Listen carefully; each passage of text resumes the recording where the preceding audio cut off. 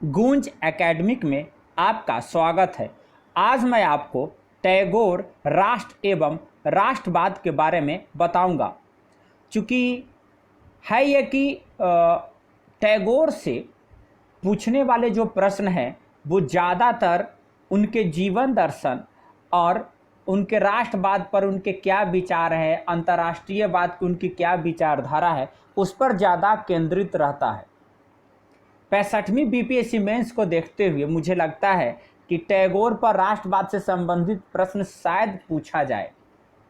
वैसे भी इस विचारधारा के बारे में हम लोगों को एक अच्छी जानकारी होनी बहुत ज़रूरी है। तो मैं टैगोर पर एक बड़ी चर्चा आपके सामने रख रहा हूं।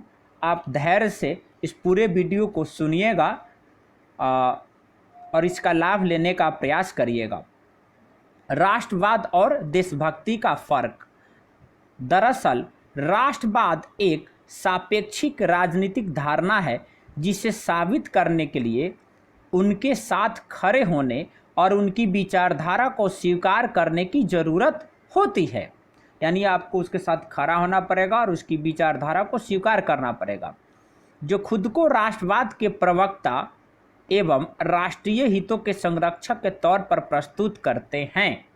उदाहरण के लिए 1920 के दशक में जर्मनी में हिटलर ने, इटली में मुसोलिनी ने खुद को, अपने दल को और अपने समर्थकों को राष्ट्रवादी घोषित करते हुए उन लोगों के खिलाफ मोर्चा खोला जो उनसे असहमत थे और उनकी नीतियों की आलोचना करते थे। इसलिए राष्ट्रवाद की धारणा उसके विरोधियों के उत्पीड़न के साधन में तब्दील हो गई। यानी वो लोग राष्ट्रवाद का प्रयोग अपने विरोधियों के उत्पीड़न के लिए करते थे और इन्होंने अपने विरोधियों को देशद्रोही घोषित किया। क्या किया? देशद्रोही।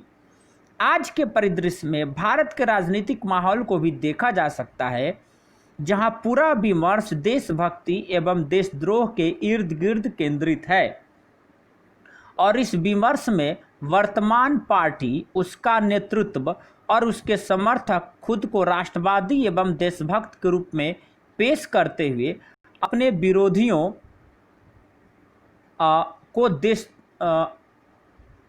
इर्द गिर्द केंद्रित है और इस विमर्श में वर्तमान पार्टी, उसका नेतृत्व एवं उसके समर्थक खुद को राष्ट्रवादी एवं देशभक्त के रूप में पेश करते हुए अपने विरोधियों एवं आलोचकों से राष्ट्रवादी एवं देशभक्त होने का प्रमाण मांग रहे हैं। इसी प्रकार वर्तमान परिदृश्य में पाकिस्तान के राष्ट्रवाद को देखें तो यह भारत विरोध के धरातल पर खड़ा है और भारत का राष्ट्रवाद पाकिस्तान एवं चीन के विरोध के धरातल पर। अब इस पर एक चर्चा कर दे रहा हूँ। देखिए, मुझे यहाँ पर वर्तमान पार्टी की जो सरकार है उससे लेना देना नहीं है, और लेकिन जो ये धारणा जिस तरीके से इस वर्तमान सरकार में देखी गई है, इसी परिप्रेक्ष्य में राष्ट्रवाद पर एक चर्चा करने का मैंने एक प्रयास किया है आपके सामने। आप यहीं तक सीमित रहिएगा, आगे या पीछे मत सोचिएगा। और जो पाकिस्तान का जो राष्ट्रवाद है वो भारत विरोध पर केंद्रित है और पाकिस्तान एवं चीन के विरोध के धरातल पर भारत का राष्ट्रवाद है। यह हम सभी बहुत अच्छे तरीके से जानते हैं। लेकिन देशभक्ति साबित करने के लिए न तो किसी राजनीतिक दल की सदस्यता लेनी पड़ती है और न ही प्रमाण पत्र प्रस्तुत करना पड़ता है। यह राष्ट्रवाद की तरह सापेक्ष अवधारणा भी नहीं है। दरअसल देशभक्ति एक प्रकार से उस भूमि के प्रति आत्मीयता से भरे लगाव एवं कृतज्ञता बोध का परिणाम है जिसमें हमारा जन्म हुआ है, पालन पोषण हुआ है और जिसके साथ हमारा भविष्य संबद्ध है। यह स्वतः स्फूर्त भाव है जो हमारे भीतर छुपा हुआ है और जिसके प्रदर्शन की जरूरत नहीं पड़ती है। यह सकारात्मक अवधारणा है जिसका स्वरूप अधिक से अधिक रक्षात्मक होता है। यह न तो आक्रामक होती है और न ही इसका स्वरूप उत्पीड़क होता है। इसमें दूसरे देश पर हावी होने या उससे नीचा दिखाने का भाव भी नहीं होता। दोनों में सबसे महत्वपूर्ण फर्क यह है कि राष्ट्रवाद इस देश के सभी नागरिकों को देशभक्त नहीं मानता है, यानी यह एक ऐसी भावना है जिसमें आपको दिखाना पड़ेगा कि मैं राष्ट्रवादी हूं कि नहीं हूं। राष्ट्रीय आंदोलन को लेकर टैगोर की दुविधा। अब मैं आ जाता हूं रवीन्द्रनाथ टैगोर पर, जो आपको लिखना है वो समझने के लिए था। राष्ट्रीय आंदोलन को लेकर टैगोर की दुविधा और उनके रुख को देशभक्ति की रूमानियत पर आधारित उनके बांग्ला उपन्यास घर बायरे के परिप्रेक्ष्य में समझा जा सकता है। इस उपन्यास का नायक निखिल प्रगतिशील सामाजिक सुधारों का समर्थक है, पर जब मसला राष्ट्रवाद का आता है तो उसका रुख थोड़ा नरम पड़ जाता है। इस मसले पर उसकी प्रेमिका बिमला अपने फैसले बदलने के लिए उस पर दबाव डालती है और यहाँ तक कि उसे छोड़कर चली जाती है, लेकिन प्रेमिका के दबाव के बावजूद निखिल अपने विचार नहीं बदलता और कहता है, मैं देश की सेवा करने के लिए हमेशा तैयार हूँ, लेकिन मेरी पूजा का हकदार सत्य है जो मेरे लिए देश से भी ऊपर है। अपने देश को ईश्वर की तरह पूजने का मतलब है उसे अभिशाप देना। बिमला को भी राष्ट्रवादी भावनाओं और हिंसक गतिविधियों के बीच सूक्ष्म संबंध सूत्र का एहसास होता है और इसकी पृष्ठभूमि में मोहभंग टैगोर की तरह बिमला को भी राजनीति से उदासीन बना देता है। स्पष्ट है कि टैगोर ने इस उपन्यास के जरिए अति राष्ट्रवाद के उन खतरों की ओर इशारा किया है जो बुनियादी मानवीय मूल्य एवं विश्व बंधुत्व की भावना के प्रतिकूल है। टैगोर का युगीन परिदृश्य। टैगोर का आविर्भाव ऐसे समय में हुआ जब भारत औपनिवेशिक पराधीनता का शिकार था।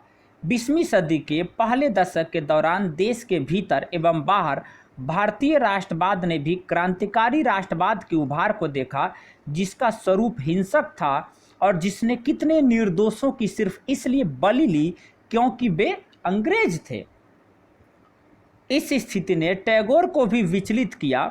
उन्होंने महसूस किया कि राष्ट्र, राष्ट्रराज और राष्ट्रवाद की अवधारणा के मूल में घृणा है जो बुनियादी मानवीय मूल्यों के प्रतिकूल है। उनको लगता था कि ये सब जो हिंसक जो क्रांतिकारी आंदोलन था उसको देखने के बाद उनको लगा कि यह राष्ट्रवाद तो घृणा पर केंद्रित है, जो उन्हें नजर आया। उस समय का वैश्विक परिदृश्य तो और भी विचलित करने वाला था। उन्होंने देखा कि 17 से 20वीं सदी के दौरान वाणिज्यवाद एवं औद्योगिक क्रांति की पृष्ठभूमि में पश्चिमी देशों में राष्ट्रवाद ने किस प्रकार उपनिवेशवाद एवं साम्राज्यवाद का रूप ले लिया और इसकी पृष्ठभूमि में इसने अफ्रीकी एवं एशियाई देशों को गुलामी की ओर धकेलते हुए मानव एवं मानवता के इतिहास को कलंकित किया। टैगोर ने देखा कि कैसे 17 से 20वीं सदी के बीच में वाणिज्यवाद और औद्योगिक क्रांति शुरू हुआ और पश्चिम के देशों ने यानी यूरोप के देशों ने राष्ट्रवाद के आवरण में उपनिवेशवाद और साम्राज्यवाद को बढ़ावा दिया और दुनिया के देशों पर उसने कब्जा कर लिया, जिसमें अफ्रीका एवं एशिया के देश सबसे ज़्यादा थे। तो उन्होंने इस चीज़ को समझाने का हम लोगों का प्रयास किया है। इतना ही नहीं, इसने 19वीं सदी के उत्तरार्ध में यूरोपीय देशों को जिस राजनीतिक प्रतिस्पर्धा की ओर धकेला, इसकी परिणति प्रथम विश्व युद्ध में हुई। यही नहीं, जब यही हड़प की नीति इनको और इनसे जब इनको खूब पैसा आने लगा इन देशों को, तो अपने में लड़ने लगे और प्रथम विश्व युद्ध की तरह बढ़ गए यूरोप के राष्ट्र। लेकिन राष्ट्रवाद का यह ज्वार यहीं पर नहीं थमा, यह इसके बाद भी जारी रहा और 1920 के दशक एवं इसके बाद जर्मनी में नाजीवाद, इटली में फासीवाद एवं जापान में सैन्यवाद के रूप में राजनीतिक सर्वसत्तावादी निरंकुशता को जन्म देते हुए हिटलर एवं मुसोलिनी के राजनीतिक उभार को इसने संभव बनाया। जब प्रथम विश्व युद्ध खत्म हुआ तो यह राष्ट्रवाद खत्म नहीं हुआ, राष्ट्रवाद और ज़्यादा संकीर्ण रूप से सामने आया, जिससे हिटलर और मुसोलिनी का जन्म हुआ। अतः इसकी परिणति किसमें हुई? द्वितीय विश्व युद्ध में हुई, जिसमें क्या हुआ?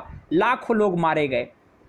वैचारिक धरातल पर देखें तो लाखों लोग नहीं, करोड़ों लोग मारे गए।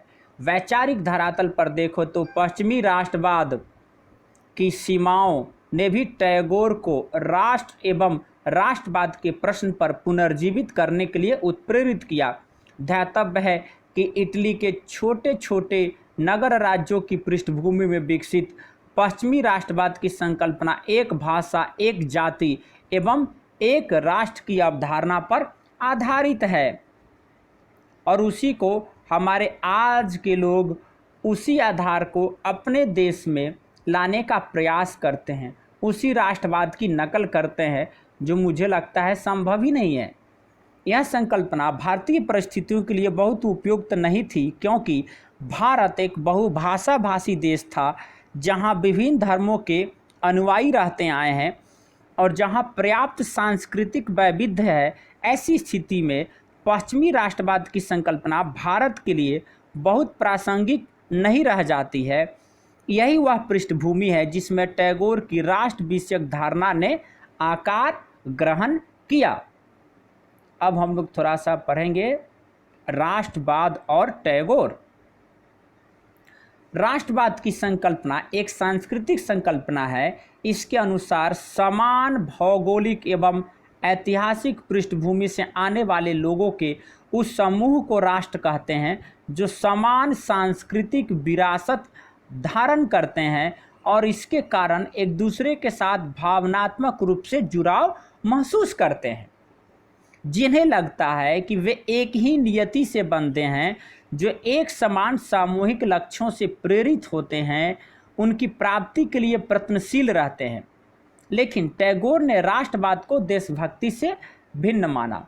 देखिए, एक जाति, एक धर्म, एक भाषा जैसी भावना जो थी वो यूरोप में थी, और यूरोप का राष्ट्रवाद उसके आधार पर जन्मा था, और वो राष्ट्रवाद भारत जैसी पृष्ठभूमि में लागू नहीं हो सकता। टैगोर इसको देशभक्ति के रूप में तो मानते हैं, लेकिन थोड़ा सा वो भिन्न मानते हैं, इन दोनों को थोड़ा सा अलग करते हैं। टैगोर ने राष्ट्रवाद की संकल्पना को यूरोपीय देन मानते हुए इसे सांस्कृतिक की बजाय एक राजनीतिक आर्थिक संकल्पना के रूप में देखा। सन 1913 में नोबेल पुरस्कार मिलने के बाद टैगोर को विश्व भ्रमण का अवसर मिला। इसी क्रम में सन 1917 में राष्ट्रवाद के बुखार में तड़प रहे जापान की यात्रा के दौरान उन्होंने राष्ट्रवाद की तीखी आलोचना की थी, जिसके कारण उन्हें जापान से बगैर भाषण दिए वापस आना पड़ा। इस यात्रा के दौरान जारी वक्तव्यों और भाषणों को सन 2003 में संकलित करते हुए नेशनलिज्म के नाम से प्रकाशित किया गया। सन 1917 की जापान यात्रा के दौरान नेशनलिज्म इंडिया नामक निबंध में टैगोर ने राष्ट्र राज्य की आलोचना करते हुए लिखा कि राष्ट्रवाद का राजनीतिक एवं आर्थिक संगठनात्मक आधार सिर्फ उत्पादन में वृद्धि तथा मानवीय श्रम की बचत पर अधिक संपन्नता हासिल प्राप्त करने का प्रयास है। एकदम उन्होंने सही कहा कि राष्ट्रवाद का जो राजनीतिक एवं आर्थिक संगठन है वह सिर्फ उत्पादन में वृद्धि तथा मानवीय श्रम की बचत कर अधिक संपन्नता हासिल करने का प्रयास है, जो आधुनिक पूंजीवादी देश कर रहे हैं और राष्ट्रवाद को उभार रहे हैं। राष्ट्रवाद की धारणा मूलतः राष्ट्र की समृद्धि एवं राजनीतिक शक्ति में अभिवृद्धि करने में प्रयुक्त हुई है। शक्ति की वृद्धि की संकल्पना ने देशों में पारस्परिक द्वेष, घृणा तथा भय का वातावरण उत्पन्न कर मानव जीवन को अस्थिर एवं असुरक्षित बना दिया है। यह सीधे सीधे जीवन के साथ खिलवाड़ है, क्योंकि राष्ट्रवाद की इस शक्ति का प्रयोग बाह्य संबंधों के साथ साथ राष्ट्र की आंतरिक स्थिति को नियंत्रित करने में भी होता है। ऐसी परिस्थिति में समाज पर नियंत्रण बढ़ना स्वाभाविक है। फलस्वरूप समाज तथा व्यक्ति के निजी जीवन पर राष्ट्र छा जाता है, जो आज छा गया है, और ऐसा छा गया है कि लोगों को कोई दूसरा चीज़ दिखाई भी नहीं देता। लोग बेरोजगार हैं, भूखे हैं और अंधे बने हुए हैं। और एक भयावह नियंत्रणकारी स्वरूप प्राप्त कर लेता है। दुर्बल और असंगठित पड़ोसी राज्यों पर अधिकार करने की कोशिश राष्ट्रवाद का ही स्वाभाविक प्रतिफल है। इससे पैदा हुआ साम्राज्यवाद अंततः मानवता का संहारक बनता है और मानवता का संहारक बन गया। प्रथम विश्व युद्ध, सेकेंड विश्व युद्ध में दुनिया ने देखा और उसके बाद भी यह चश्मा अभी तक उनका नहीं उतरा है। राष्ट्रवाद का विध्वंसक रूप फांसीवाद। अब थोड़ा सा फांसीवाद पर चर्चा कर लेते हैं, राष्ट्रवाद की आपको समझ थोड़ी सी ज़्यादा हो जाएगी। फांसीवाद तथा साम्यवाद की तुलना करते हुए उन्होंने फांसीवाद को साम्यवाद से कहीं अधिक खतरनाक माना और उसे असह्य निरंकुशवाद की संज्ञा दी, क्योंकि उस व्यवस्था में हर चीज़ नियंत्रित होती है।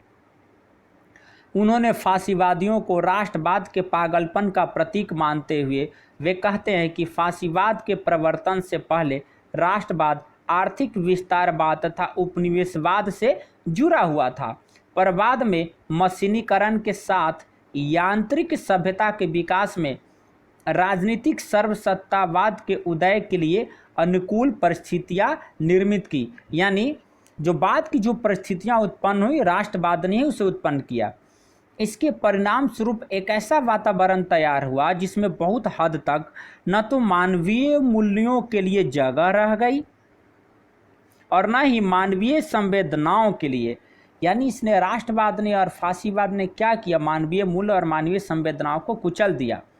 इस संदर्भ में देखें तो टैगोर बेनितो मुसोलिनी की इस बात से बहुत हद तक सहमत प्रतीत होते हैं कि राष्ट्र राज्य का निर्माण नहीं करता, अपितु राज्य द्वारा राष्ट्र का निर्माण होता है। उन्होंने देखा कि प्रथम विश्व युद्ध के बाद किस तरह राष्ट्रवाद ने राज्य की शक्ति को बढ़ाया, तदनुरूप राज्य के द्वारा राष्ट्रवाद को काफ़ी सराहा गया। यानी वहाँ की जनता में इतना भर दिया कि वो राष्ट्रवाद में अंधे हो गए। इस बात की पुष्टि आज के परिप्रेक्ष्य में भी होती है। आज भी राष्ट्र एवं राष्ट्रवाद शासन में मौजूद लोगों के हाथों को मजबूती प्रदान करने का साधन है और उनके द्वारा अक्सर इसका इस्तेमाल अपने संकीर्ण राजनीतिक हितों को साधने के लिए किया जाता है। मैं भी लगातार लोगों का ध्यान आकर्षित करता रहता हूँ, लेकिन लोग इतने अंधे हो गए हैं कि उन्हें दिखाई ही नहीं देता है। समाज को राज्य से अधिक महत्व। आधुनिक उदारवादी चिंतक टैगोर व्यक्ति स्वातंत्र्य के प्रबल हिमायती हैं और शायद इसलिए भी उन्होंने राष्ट्रवाद को व्यक्ति की स्वतंत्रता के रास्ते में बाधक मानते हुए उसकी आलोचना की है। वे समाज को मानवीय विकास के लिए आवश्यक बतलाते हुए उसे राष्ट्र की तुलना में कहीं अधिक प्रमुखता देते हैं। उनका मानना है कि जहां राष्ट्र व्यक्ति की रचनात्मकता को बाधित करता है, वहीं समाज इसे प्रोत्साहित करता है। मानवता पर देशभक्ति को तरजीह।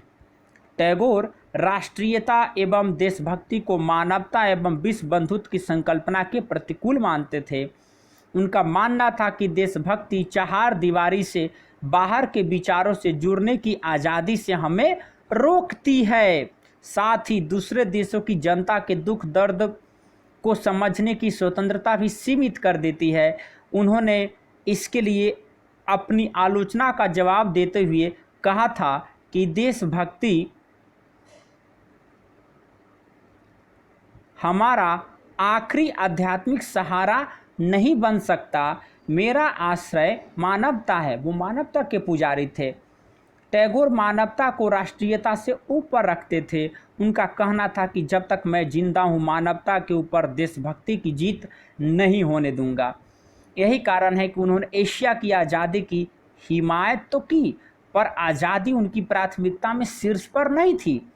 उन्होंने नैतिक एवं आध्यात्मिक उन्नति के प्रश्न को कहीं अधिक महत्व दिया और राजनीतिक आज़ादी के प्रश्न को उन्होंने इसकी तुलना में कहीं कम महत्व दिया। याद रखिएगा, नैतिक एवं आध्यात्मिक उन्नति को ज़्यादा और राजनीतिक आज़ादी को कम महत्व दिया। उस समय चल रहे राष्ट्रीय आंदोलन को लेकर भी वे बहुत उत्साहित नहीं थे, क्योंकि उनका यह विश्वास था कि भारत राजनीतिक आज़ादी से शक्ति प्राप्त नहीं नहीं कर सकता। उनका मानना था कि आर्थिक रूप से भारत भले ही पिछड़ा हो, पर उसे मानवीय मूल्यों की दृष्टि से पिछड़ा नहीं होना चाहिए।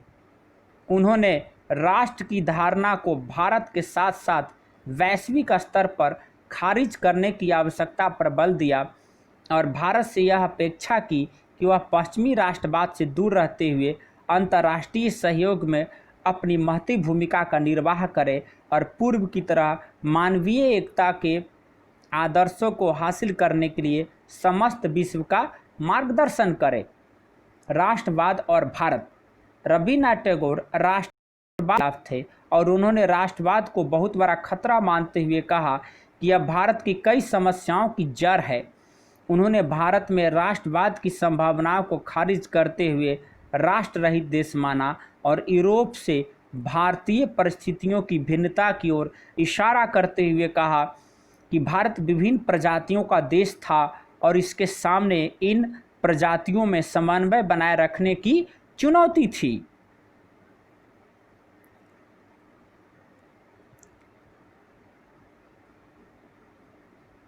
जबकि यूरोपीय देशों के सामने प्रजातियों के समन्वय की ऐसी कोई चुनौती नहीं थी। हमारे देश में चूंकि अनेक भाषा है, अनेक जाति है, अनेक धर्म है, उसको आपस में बनाए रखना एक बहुत बड़ी चुनौती है। यूरोप में चूंकि एक भाषा, यूरोप के जो देश है एक तो छोटे छोटे देश है, एक भाषा, एक जाति, एक धर्म, तो वहाँ वो चुनौती नहीं थी। इसलिए राष्ट्रवाद का एकत्रीकरण वहाँ दिखाई दिया, भारत में वो दिखाई नहीं देता है। इस भिन्नता के मद्देनजर ही टैगोर ने राष्ट्रवाद को भारतीय परिस्थितियों के प्रतिकूल माना। उन्होंने यूरोपीय राष्ट्रों के लिए भविष्य के खतरों के रूप में इसकी पहचान करते हुए कहा कि इस भिन्नता के बावजूद यूरोपीय राष्ट्र राष्ट्रवाद रूपी मदिरा का सेवन कर अपनी आध्यात्मिक एवं मनोवैज्ञानिक एकता को खतरे में डाल रहे हैं और भविष्य में उन्हें भी प्रजातीय समन्वय की उन चुनौतियों का सामना करना होगा।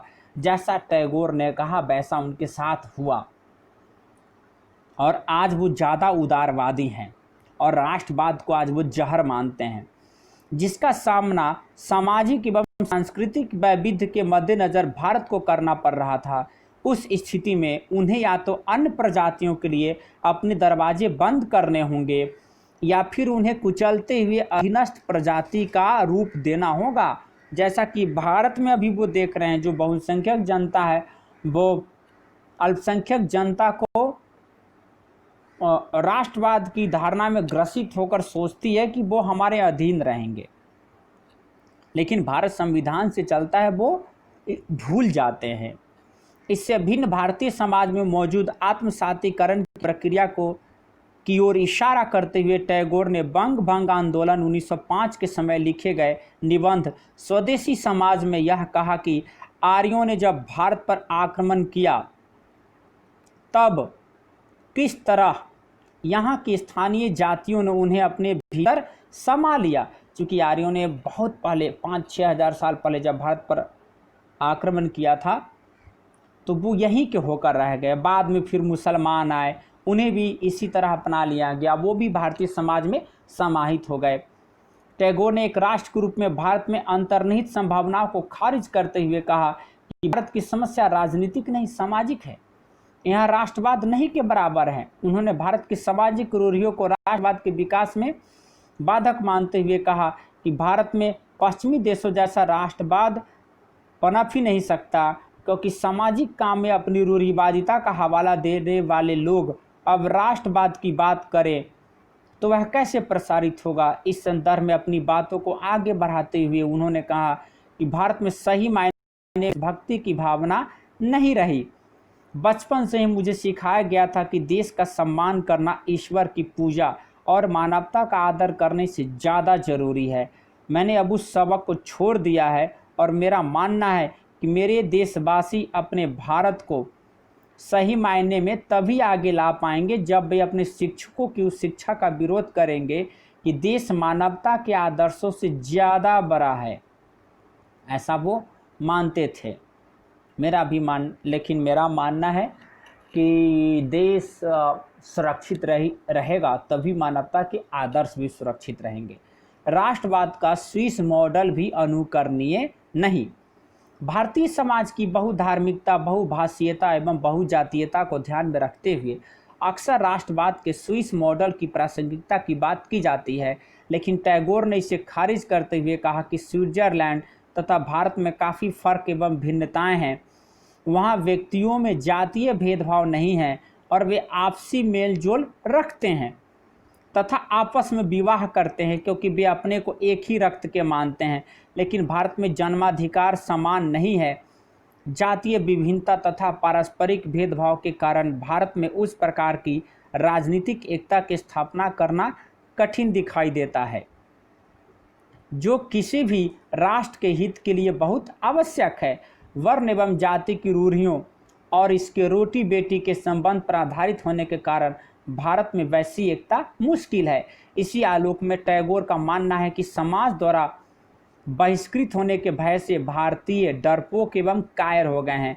ऐसी स्थिति में राजनीतिक स्वतंत्रता उस समाज के प्रभुशाली समूह के पक्ष में साबित होगी और यह एक ऐसे निरंकुश राज की संभावनाओं को बल प्रदान करेगा जिसमें राजनीतिक मतभेद रखने वाले भिन्न मतों के लोगों का जीना दूभर हो जाएगा।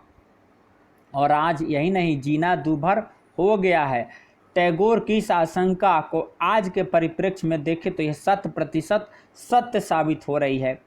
इसलिए टैगोर का यह निष्कर्ष है कि भारत में यूरोप जैसा राष्ट्रवाद है, न तो भारत में यूरोप जैसा राष्ट्रवाद है और न ही भारत में यूरोप जैसा राष्ट्रवाद कभी पनप सकता है। राष्ट्रवाद की आलोचना के प्रमुख आधार। राष्ट्र एवं राष्ट्रवाद के संदर्भ में टैगोर की धारणा भी अल्बर्ट आइंस्टाइन से मिलती जुलती है। अल्बर्ट आइंस्टाइन के अनुसार राष्ट्रवाद एक बचकाना बीमारी है और यह मानव जाति का चेचक है। टैगोर विश्व बंधुत्व के प्रबल हिमायती थे और इसलिए उन्होंने राष्ट्रवाद के बजाय अंतर्राष्ट्रवाद की वकालत की। उन्होंने राष्ट्रवाद को इसके रास्ते में मौजूद महत्वपूर्ण अवरोध के रूप में देखा और इसे मानव एवं मानवता के लिए खतरा बताया। उन्होंने 3 आधारों पर राष्ट्रवाद की आलोचना की: राष्ट्र राज्य की आक्रामक नीति, प्रतिस्पर्धी वाणिज्यवाद की अवधारणा और प्रजातिवाद। उन्होंने राष्ट्र के विचार को जनता के स्वार्थ का ऐसा संगठित रूप माना है जिसमें मानवीयता और आत्मत्व लेश मात्र भी नहीं रह पाता है। उनकी दृष्टि में न तो राष्ट्र की शक्ति में वृद्धि पर कोई नियंत्रण संभव है और न ही इसके विस्तार की कोई सीमा है। उसकी इस अनियंत्रित शक्ति में ही मानवता के विनाश के बीज उपस्थित हैं। इसलिए यह निर्माण का मार्ग नहीं बल्कि विनाश का मार्ग है जो विभिन्न मानव समुदायों के बीच घृणा, वैमनस्य और टकराव को उत्पन्न करता है। और अभी भारत में वो चीज़ देखा गया है और दिख रहा है, फिर भी उनका चश्मा हट नहीं रहा है। इसलिए उन्होंने राष्ट्रवाद के खतरों की दिशा में संकेत करते हुए कहा कि मानव की सहिष्णुता तथा उसमें स्थित नैतिकता जन्य परमार्थ की भावना राष्ट्र की स्वार्थपरायणता नीति के चलते समाप्त हो जाएंगे। उन्होंने शोषण के अमानवीय उपकरण के रूप में राष्ट्रवाद के इसी रूप की आलोचना की जिसमें नृशंसता, रुग्णता तथा पृथकता दिखाई देती है। चूँकि राष्ट्रवाद के नाम पर राज्य शक्ति का अनियंत्रित प्रयोग अनेक अपराधों को जन्म देता है, इसलिए युद्धोन्माद को बढ़ाता हुआ राष्ट्रवाद अपने समाज विरोधी रूप में उपस्थित होता है। लेकिन यह समाज का ही नहीं, व्यक्ति का भी विरोधी है। व्यक्ति स्वातंत्र्य के समर्थक टैगोर को राष्ट्र के समक्ष व्यक्ति एवं उसकी स्वतंत्रता का समर्पण स्वीकार नहीं था। इसलिए वे संकीर्ण राष्ट्रवाद का विरोध करते हुए इसे मानव की प्राकृतिक स्वच्छंदता एवं आध्यात्मिक विकास के मार्ग में बाधा मानते हैं। राष्ट्रीय आंदोलन में टैगोर की भूमिका। टैगोर राष्ट्र, राष्ट्र-राज्य और राष्ट्रवाद की संकल्पना के मुखर विरोधी थे। इसलिए राष्ट्रीय आंदोलन से उनकी दूरी स्वाभाविक थी। लेकिन इसका मतलब यह नहीं है कि राष्ट्रीय आंदोलन के प्रति वे उदासीन रहे। उन्होंने वैचारिक एवं सांस्कृतिक धरातल पर विमर्श को आगे बढ़ाते हुए राष्ट्रीय आंदोलन के नेतृत्व को प्रभावित करते हुए उसके वैचारिक आधार को निर्मित करने में महत्वपूर्ण एवं निर्णायक भूमिका निभाई। दिसंबर 1911 में कलकत्ता में आयोजित भारतीय राष्ट्रीय कांग्रेस के अधिवेशन में उन्होंने भाग लिया था और इसी अधिवेशन के दौरान उन्होंने पहली बार राष्ट्रगान गाया। इससे पूर्व सन 1905 में बंग भंग आंदोलन का विरोध करते हुए उन्होंने स्वदेशी आंदोलन में भाग लिया और इसके विरोध में रक्षाबंधन दिवस मनाते हुए विरोध प्रदर्शन का आह्वान किया। उन्होंने स्वदेशी आंदोलन के दौरान सन 1905 में आमार सोनार बांग्ला लिखकर जन्मभूमि के प्रति अपने प्रेम का इजहार किया और बांग्ला एकता का आह्वान किया। जब रॉलेट एक्ट के विरोध में आंदोलन उठ खड़ा हुआ तो उन्होंने अपने भाषणों और लेखों के माध्यम से ब्रिटिश शासन और उसकी दमनकारी नीतियों की घोर निंदा की। आगे चलकर उन्होंने जालियांवाला बाग हत्याकांड 1919 की प्रतिक्रिया में नाइटहुड का सम्मान त्यागते हुए इस घटना के प्रति अपना विरोध प्रदर्शन किया और सर की उपाधि अंग्रेजी सरकार को लौटा दी। लेकिन सन 1920 में जब असहयोग आंदोलन के दौरान स्वदेशी पर जोर देते हुए विदेशी वस्त्रों के बहिष्कार का आह्वान किया गया तो उन्होंने विदेशी वस्त्रों को जलाए जाने की घटना की खुलकर आलोचना करते हुए कहा कि यह संसाधनों की निष्ठुर बर्बादी है। सन 1930 में जब सविनय अवज्ञा आंदोलन का आह्वान किया गया तो उन्होंने इसका समर्थन किया। राष्ट्रीय आंदोलन को सशर्त समर्थन। राष्ट्रीय आंदोलन से उनकी दूरी निर्विवाद थी और इसके पीछे उनकी यह मान्यता थी कि अति राष्ट्रवाद और स्वदेशी का प्रबल आग्रह पश्चिम एवं विदेशी के पूरी तरह से नकार का आधार तैयार करेगा और ऐसी स्थिति में भारत खुद एक सीमित होकर रह जाएगा। यह चाह सामाजिक, धार्मिक एवं सांस्कृतिक विविधताओं से भरे भारत जैसे देश में ईसाई, यहूदी, पारसी और इस्लाम धर्म के प्रति भी असहिष्णुता का माहौल सृजित करेगा, जबकि उन्होंने अलग अलग समय पर भारतीय समाज एवं संस्कृति पर अपनी ऐसी छाप छोड़ी है जो उनके अस्तित्व से अभिन्न हो चुकी है। जैसा उन्होंने उस समय लिख दिया वही हो रहा है। अभी हिंदू धर्म की बात की जा रही है और हिंदू धर्म में ही सम्मान खोजा जा रहा है।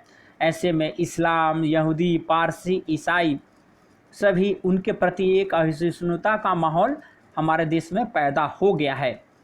स्पष्ट है कि टैगोर आज़ाद भारत की कल्पना करते थे और इसलिए उन्होंने ब्रिटिश साम्राज्यवाद का विरोध किया, लेकिन आज़ादी से जुड़े आंदोलनों को टैगोर का समर्थन बिना शर्त नहीं था। उन्होंने मानवतावाद को हमेशा देशभक्ति एवं राष्ट्रवाद से ऊपर रखा। उन्होंने सशस्त्र विद्रोह एवं क्रांति सहित किसी भी प्रकार के हिंसक आंदोलन का खुलकर विरोध किया। यहाँ तक कि उन्होंने अतिरेक राष्ट्रवादी रुख की लगातार आलोचना की और राष्ट्रीय आंदोलन के अतिरेकवादी राष्ट्रवाद के आग्रह ने उन्हें समकालीन राजनीति से दूर रहने के लिए विवश किया। लेकिन सक्रिय राजनीति से दूर रहते हुए भी उन्होंने आज़ादी के आंदोलन के वैचारिक आधार को तैयार करने और ज़रूरत पड़ने पर उसके एजेंडे के निर्धारण में महत्वपूर्ण भूमिका निभाई। वो कभी भी राष्ट्रीय आंदोलन में खुलकर नहीं देखे, उनका वैचारिक रूप देखता रहा। लेख, भाषण, निबंध, गाना, कविता, इसी रूप में वो आज़ादी के आंदोलन के समर्थक रहे। जब अछूतों के मसले पर गांधी और अंबेडकर के बीच मतभेद उभर कर सामने आए और ऐसा लगा कि उपनिवेशवाद विरोधी संयुक्त मोर्चा खतरे में है, तो उन्होंने दोनों के बीच के मतभेद को कम करते हुए संकट के समाधान में महत्वपूर्ण भूमिका निभाई थी। दूसरे शब्दों में कहें तो जब जब राष्ट्रीय आंदोलन पर संकट के बादल मंडराए, बतौर अभिभावक उन्होंने इसके प्रति सहानुभूति प्रदर्शित करते हुए उस संकट के समाधान में अपनी महत्वपूर्ण भूमिका का निर्वाह किया। देखिए, यह एक लंबी परिचर्चा मैंने आपके सामने रखी है। अगर आप इसको 4-5 बार सही तरीके से पढ़ लेते हैं, सुन लेते हैं, तो यह आपके एग्ज़ाम में तो काम आएगा, आपके अपने जीवन को एक आदर्शमय बनाने में भी बहुत काम आएगा। सरकार में जब जब कमियां होंगी तो उसको समझने में भी महत्वपूर्ण भूमिका निभाएगा। अगर एग्ज़ाम में लिखते समय इसमें के कुछ ही लाइन भी आपको याद रह जाते हैं तो यह आपके बहुत काम आएगा। मिलते हैं किसी अन्य वीडियो में। जय हिंद, जय भारत।